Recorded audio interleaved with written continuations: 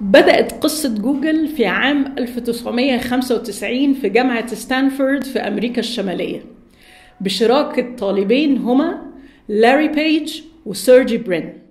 لاري كان في عامه الأخير في مدرسته الثانوية وكان بيفكر يستكمل دراسته في جامعة ستانفورد، في حين إن سيرجي كان طالب هناك وتقابله وهو بيعمل جولة للاري في الجامعة أو تور، وفي مقابلتهم الأولى تقريبا ما اتفقوش على أي حاجة خالص ويبانوا مختلفين تماما في وجهات النظر، ولكن بعد سنة أصبحوا شركاء النجاح في رحلتهم من مسكن الطلبة للجوجل بلكس.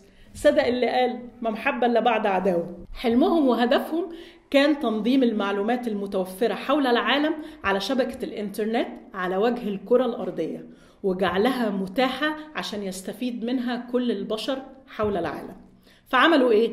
أولاً حددوا الهدف المذكور بوضوح وصدق.